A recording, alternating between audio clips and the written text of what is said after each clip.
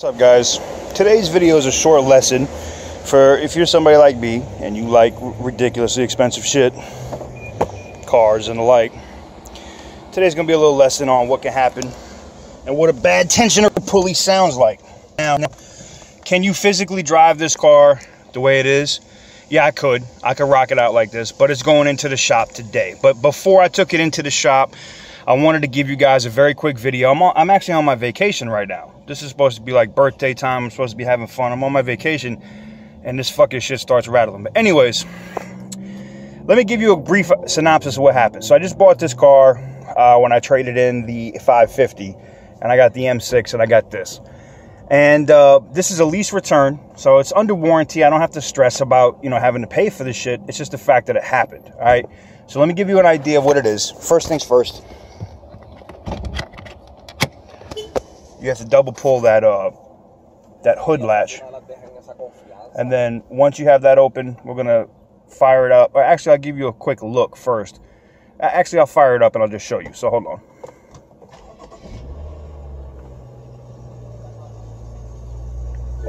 All right, so let's go out there and take a look at the tensioner pulley shaking. Now this is under the hood. You see, this is the twin turbo BMW here. Now, let me zoom in here and you see what I'm talking about. You see that thing shaking a little bit? Now, it's not that bad at the moment, all right? Well, yeah, you can see it moving. There should be no movement there like that, all right? And you definitely shouldn't hear that rattle. Now, that rattle happened is because the bearing on that little plastic piece down there is actually bad, all right? Now, that can actually cause issues with other pulleys and shit like that as well. Let me turn the AC on so you can see how bad it really gets.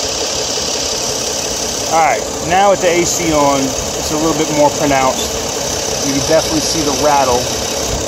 You can definitely see that tensioner pulley moving. So I just wanted to show you guys that.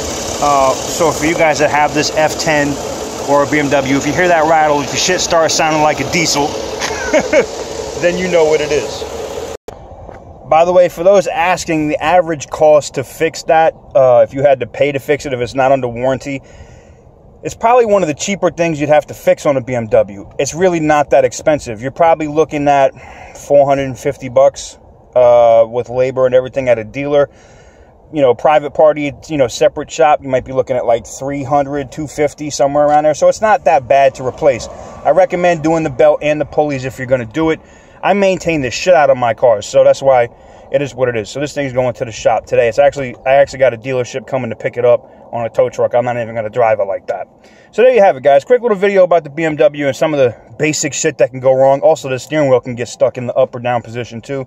I'm going to go over the issues and stuff I have as I own this over time. So stay tuned. Till next time, guys. Catch y'all on the next one.